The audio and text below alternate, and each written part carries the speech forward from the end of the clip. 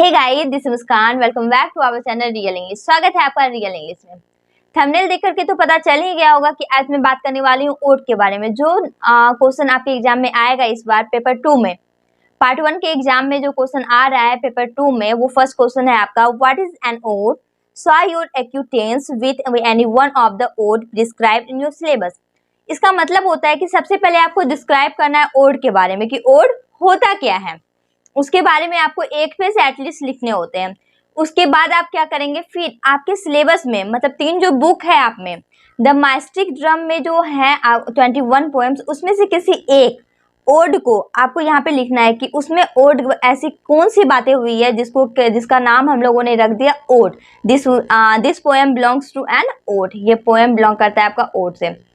मैं आपको बता दूं, आपके सिलेबस में द मास्टिक ड्रम में 2 ही ओड है। एक है आपका ode on a Grecian urn और दूसरा है ode to the west wind. तो आप इन दोनों में से किसी एक पर डिस्क्राइब करना होता है। सबसे पहला काम करना है आपको ओड क्या होते हैं उसके बारे में लिखना। तो मैं एग्जांपल की तरह एक बता रही हूँ आपको कि आपको लिखने कैसे कैसे ओड में आपको क्या क्या लाइन लिखना है। तो लेट्स स्टार्ट। आपको क्वेश्चन समझ में आ गया होगा कि what is an ode? Show your acquaintance with any one of the ode prescribe in your syllabus. अब आपको क्या करना है ना, ओड दे करके आपको हैपन देना है, गैप देना है और उसके बाद लिखना है an ode is a short lyric poem that praises an individual, an idea और an event. It means ode जो है वो एक शॉर्ट लिरिक पोएम है। ये क्या करता है ना, प्रशंसा करता है। ये प्रशंसा करना का मतलब होता है एडमायरिंग करना, किसी की प्रशंसा करना। जैसे कोई अगर बहुत ज़्यादा खूबसूरत रहता है और रहती है तो हम लोग उसका एडमायर करते हैं, wow what a look, what a girl, what a boy, like this.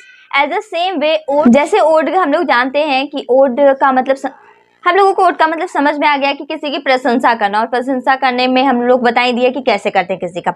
तो आपको लिखना होगा an ode is a short lyric poem that praises an individual, an idea और an event. After it, you will write that in ancient time Greece, odes were originally accompanied by music.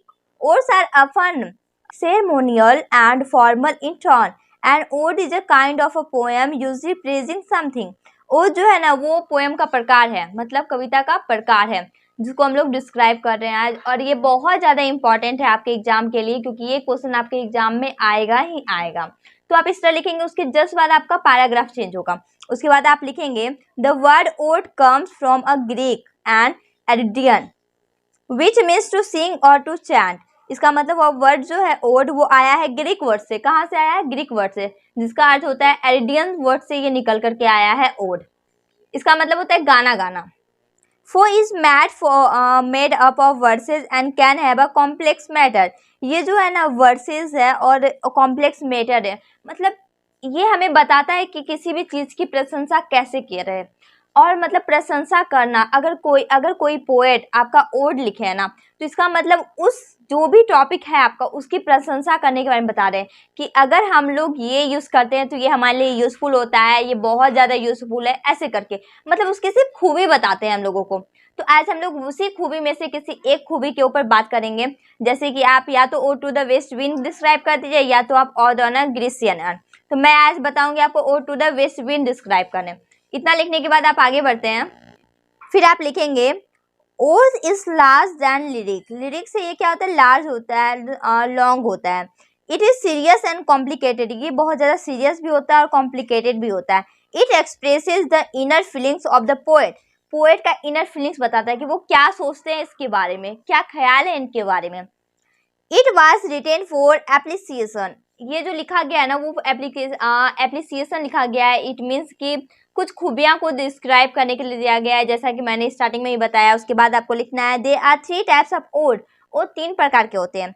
First होता है पिंड्रेक, हॉरेटियन और irregular. ये होता है आपका 3 types के। आपको सोच रहे होंगे इतना क्यों बताना? इतना बताना होगा क्योंकि आपके पेजेस पे मार्क्स मिलते हैं आपको, इसीलिए से ये लाइन आपको लिखने होंगे। उसके बाद आप लिखेंगे a famous example of ode is John Keats and PB Shelley. क्योंकि आपके सिलेबस में बात किया गया है तो बस 2 ही राइटर निकलते हैं, वो है जॉन कीट्स एंड पीबी शैली। उसके बाद आप लिखेंगे फर्स्ट आपका एग्जाम्पल में आएगा ode to the west wind is an ode. Ode to the west wind एक क्या है? ओड है, written by PB Shelley. PB Shelley के द्वारा लिखा गया है। Ode on a Grecian urn is also an ode. ये भी एक ओड है जो कि जॉन कीट्स के द्वारा लिखा गया है। Ode to autumn is an ode written by John Keats. And ode to autumn क्या है? एक ओड है जो कि जॉन किस के बारे में जो कि जॉन किट्स ने लिखा है। ये आपको 3 एग्जाम्पल एटलीस्ट देने होते हैं, जैसा कि मैंने स्टार्टिंग में भी बताया था कि एग्जाम्पल में आपको 3 लिखने होते हैं। अब आप क्या करेंगे, इतना दूर आपको याद करने की जरूरत है, इतना दूर आपको याद करना होगा। उसके बाद आप लिखेंगे ode to the west wind PB Shelley. Ode to the west wind को अंडरग्राउंड करना है, उसके नीचे लिख देना है पीबी सैली के द्वारा लिखा गया है। आप कुछ भी ले सकते हैं पर सिलेबस से ही होना चाहिए आपका। उसके बाद 2 लाइन लिखेंगे। मैं जनरली आपको बता देती हूँ कि इसमें कहना क्या चाहते हैं पीबी सैली।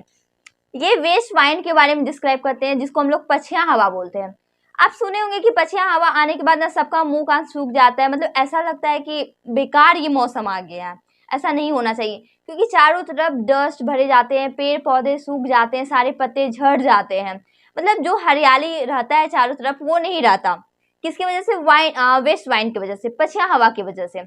तो उस समय मतलब तुरंत तुरंत हर चीज, बनावटी चीजें खराब होने लगती है, जिसको कि कोई पसंद नहीं करता है। लेकिन पीबी सैली यहाँ ये बताते हैं कि अगर पछिया हवा नहीं होता तो क्या होता।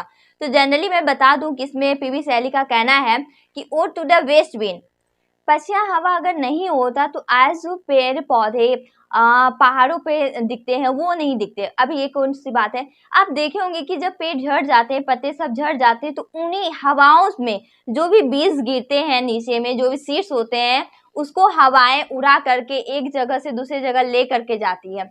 और साथ ही साथ ये पेड़ सब पे कहा जा सकता है कि पहाड़ों पर छोड़ के आती है। वही वहां पे जब पानी पड़ता है तो बरसात होती है, तब वहां से पेड़ पौधे उत्पन्न होते हैं। जब भी हम लोग माउंटेन सब पे जाते हैं घूमने के लिए, तो आप देखते होंगे कि चारों तरफ हरियाली ही हरियाली दिख रही है। वो किस वजह से? वो पछिया हवा की वजह से।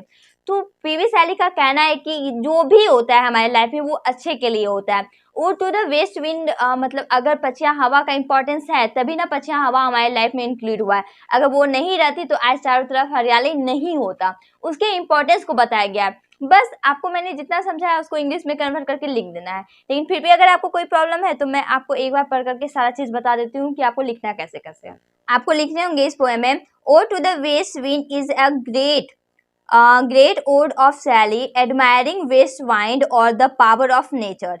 It has been recognized as a Florentine's musical piece, rich in imaginary art personification, and also as a reflection of Sally's mind, his despair, and his hope. His hope emerges from his despair as light from darkness and spring from winter, showing the effects of the west wind on the earth in the hour and on the waters the poet. It means कि ये जो है ना poem का 2 theme बनता है आपका। एक तो बनता है कि वेस्ट वाइंड का एडमायरिंग करना, और दूसरा बनता है नेचर के पावर को बताया गया है, नेचर के इम्पोर्टेंस को बताया गया है। Sings of its power and requests it is liberty him from the slacks of my rival. In his attempt with his help and sings of the golden age of mankind. That is true energy from the dull, dreary and dismal time. The poet here addresses the west wind as a breath of a hug spirit called autumn's being, whose presence drives away ghosts. It also takes away the winged seed to their dark, wintry beds where they lie down and wait for their warmer restoration till the rains of spring awaken and fill them with the elixir of life. They grow again into plants to decorate the earth with the green leaves and colorful flowers. Thus, the waste wind is both a destroyer and preserver. It means कि इस तरह से हम लोग को पता चलता है वेस्ट वाइंड हमारे लाइफ को डिस्ट्रॉय भी कर सकती है और प्रेजर्व भी कर सकती है। इसका मतलब हुआ कि ये हमारी लाइफ में एक खुशहाली भी लाती है और दुख भरी भी घटनाएं लाती है, क्योंकि बहुत सारी चीज़ें ऐसी होती है जिसमें कि हम लोग को नुकसान होता है। लेकिन इसमें जो बेसिकली इंक्लूड किया गया है वो किया गया है हमारे खुशी को, हमारे हरियाली को, हमारे खुशी जीवन के बारे में कहा गया है। आफ्टर इट आपको पैराग्राफ चेंज करना है, फिर लिखना है the second word sows the west wind in the sky air where it wears loose clouds at its wears the dead leaves on the earth. The irregular white piece of cloud drifting in the sky look like the unkempt hair of Maninade. The furious Dumpcan Lagry, old woman, the poor also calls the wind is a dark singer from the drying ears to which the dark and warm vapors. Autumnally night is to be the dawn of a vast sepulchre that powers down black rain, fire and hellstorm.